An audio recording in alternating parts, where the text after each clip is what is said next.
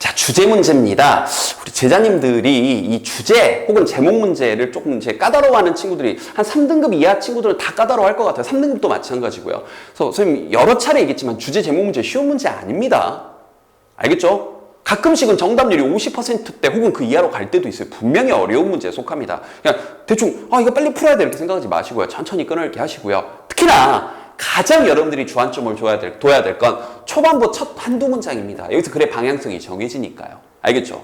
첫 문장을 딱 봤더니 소재는 좀 보이나요? 체크 한번 해볼까요? 원리 원칙인데, 자, 이 humane treatment인데요. 이걸 이제 해설지를 보면 알겠지만, 여러분들이 이걸 인도주의적 대우, 이렇게 번역한 친구도 있었을 텐데, 그냥 인간적 대우, 이 정도로 번역하지 않았나요? 그죠? 선생님도 이랬길 바라고, 이랬을 거라고 생각을 하고요. 그 다음, exert. 물론 또 이건 저 혼자 억울한 거죠. 선생님 여러 번 정해줬지만 또 우리 제자님들 또 모를 수 있으니까. 여기는 exert는 exercise와 마찬가지로 영향력을 미치다, 권리나 자신의 어떤 어떤 영향력을 미치고 권리나 어떤 자신의 자신이 가지고 있는 권리를 이렇게 행사하다, 발휘하다의 뜻이 있다고요. 알겠죠? exercise하고 마찬가지입니다. 그러니까 exercise도 운동하다만 알지 마시고요. 그럼 이제 선생님이 이 단어에다 왜 이렇게 체크를 했냐면, 논리적으로 봤을 때 A라는 것이 B에 영향을 미칩니다. A라는 것이 B를 발휘합니다. 라는 건 인과관계가 성립된다고요. 좀 이따 체크하겠지만 여기 있는 contribute to도 마찬가지입니다. A라는 것이 B에 기여한다. 인과관계라고요. 선생님이 여러 차례 또 얘기했지만 또 다시 한번 인과관계는 주제하고 참 연결이 많이 되거든요. 그래서 선생님 개인적으로 이 문제 첫 문장 딱 읽으면서 인과관계네? 주제인가? 이런 생각을 먼저 했다고요. 여러분도 이런 사고의 흐름을 자꾸 가져가 보세요. 그럼 일단 소재는 인간적인 대우라는 게 자 어디에 영향을 미치냐, 뭔가를 발휘하냐면 바로 중요한 억제래요. 무슨 억제요? 자, 또 여기 criminal justice를 여러분들 이거 형사법이라고 번역이 됐나요?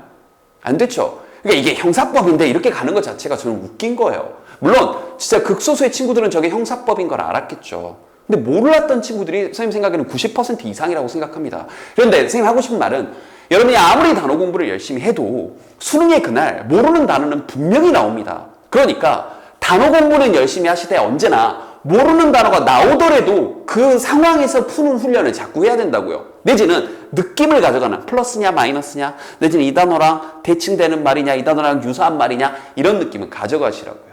알겠죠?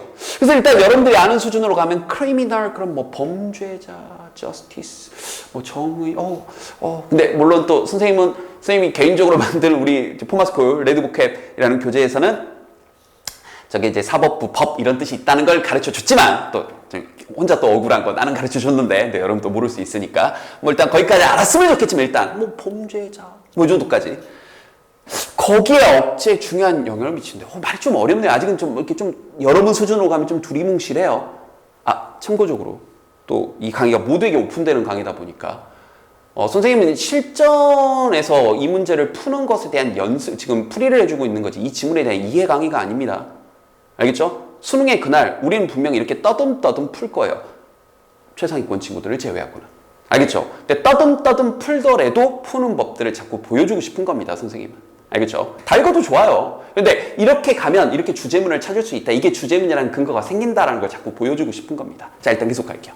즉, 이때 컴먼은 즉 정도. 나라에서 운영하는 과정인데 또 뭔지 봅시다. 그게 어떤 거냐면 어떤 잠재성이 있는 건데 이 criminal justice라는 게 to the very great harm to anybody. 어떤 사람에게 매우 해로울 수 있는 잠재적인 가능성이 있대요. 어렵네요. 근데 어떤 사람이냐면 becomes caught up in its snare. snares는 밑에 또 별표 치고 나왔는데 여러분들 이 단어를 몰랐다 칩시다. 별표 치고 나왔지만 몰랐다 쳐봅시다. 그럼 사로잡힌 사람, 그럼 이게 사로잡힌 사람이 그 앞에 나왔던 그 범죄자. 그런데 잠깐만, 범죄자에게 굉장히 해로울 수 있다고? 이게 뭔 말이지? 이게 좀 계속 물음표만 들죠? 오케이, 하나 더 가볼게요. 다음 문장 갔더니, 이제 조금, 하고 의문점 해결이 됐어요. 그러니까, suspect, 용의자라. 이거 저만 또 억울하나요? 세 번째 억울하나요? 선생님 이제 suspect 동사로 의심하다는 뜻도 있지만 명사로는 용의자, 피의자라는 뜻이 있다고 가르쳐줬지만 또 처음 하는 친구들 이번 기회에 알아두시고요. The accused. 자, 이거 고소당한 사람들. 이제 우리가 피고인이라 그러죠. 그러니까 어쨌든 범죄자 혹은 피고인들이 are the ones, 어떠한 존재들인데 가장 분명히 어려움에 처한 그런 사람들이라고요. 그럼 선생님 두 문장 정도 읽으면서 이런 생각이 들었어요. 굉장히 참신하다.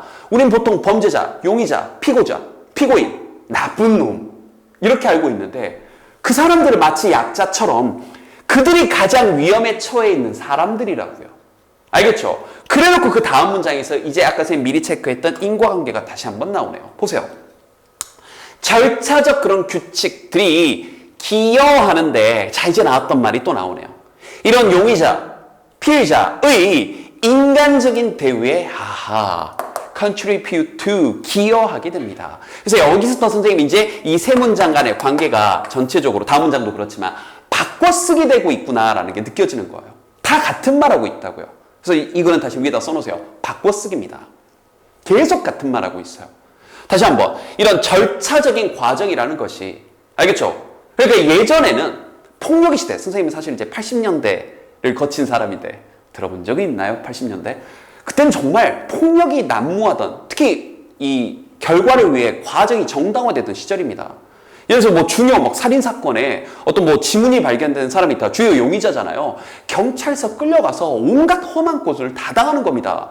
그냥 지문이 발견됐을 뿐인데 주요 용의자일 뿐인 건데 뭐 고문도 받을 거고 심한 짓도 많이 당하고요. 알겠죠?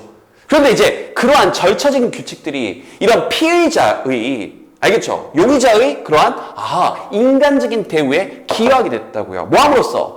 By providing them 그들에게 제공을 하는데 provide A with B입니다. Legal advice and assistance. 이런 법률적인 어떤 이 조언이나 이런 도움들을 제공함으로써요. 그래서 국선 변호사도 이렇게 대해주고요. 알겠죠? 선생님 거의 이 정도에서 확신을 했는데 뭐 뒷받침 하나 한 문장만 더 볼까 하고 봤더니 문장 구조 유사하게 나오면서 형광펜 Rules and evidence. 자, 앞문장하고 문장 구조 완벽하게 지금 뭐 일치까지는 아니지만 또 유사한 문장 구조인 거 느껴지죠? 지금 뭐예요?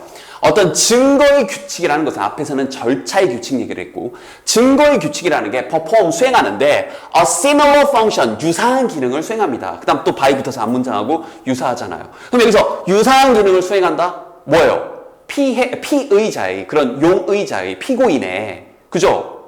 그러한 인간적인 그런 대우 똑같은 기능을 한다는 거니까 그죠? 거기에 perform 수행을 하게 됩니다.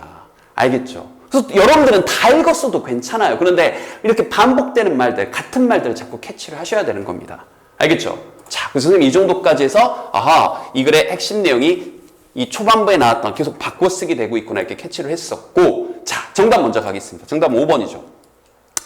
근데 지문이 여러분들한테 이런 법률적인 소재고 좀 낯선 단어가 나오고 하니까 어려웠던 것에 비해 선택지에서는 바꿔 쓰기가 심하지 않았습니다. 보세요.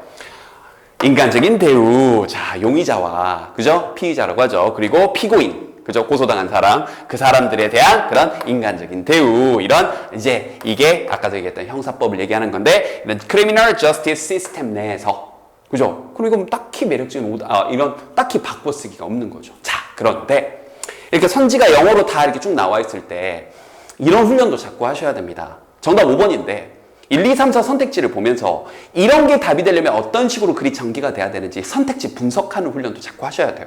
이것도 되게 좋은 패턴입니다. correlation A and B, between A and B, A와 B 사이의 상관관계. 그러면 이 A라는 것과 이 B라는 것의 인과관계가 형성이 돼 있다는 얘기입니다. 상관관계. 그런데 상관관계까지는 뭐 그럴 수 있죠. 그런데 여기가 잘못됐죠. 범죄율, 그 다음에 사회복지 안 나온 얘기죠. 그 다음 두 번째. 자, 노력들이 답이 되려면 뭔가 쭉 열거됐어야 되는데 이것도 그럴 수 있죠. 앞부분 이 글이 열거됐다고 생각했을 수도 있으니까. 근데 여기가 잘못됐죠. 구식의 그런 criminal justice procedure가 아니죠. 이 글은 criminal justice procedure 혹은 criminal justice system을 좋게 본 거예요? 나쁘게 본 거예요? 좋게 봤잖아요. 그런데 그게 outdated, 구식의 것을 revise, 다시 개정을 해야 된다? 그럼 이게 답이 되려면 이게 problem and solution이 됐어야 되겠죠. 이게 뭔가 문제가 있으니까 개정을 해야 된다 이런 식으로. 그죠? 그리고 그것들이 열거됐어야 되겠죠. 이렇게 분석해야 된다고요. 3번도 자, 정부의 역할의 확장. 정부 역할 확장 얘기가 안 나왔었죠? 그죠? 이거 이제 헛소리고요. 자, 4번도 보면 이런 패턴 참 좋습니다. 자, 정의의 변화. 잘 보세요. 소재는 여기는 참 맞아요. 여긴 맞죠? human treatment, 아까 봤던 인간적 대우, 현대의 이런 형사법에서 인간적 대우에 대한 정의의 변화가 답이 되려면 이 글은 old and new 구조가 돼야 되겠죠.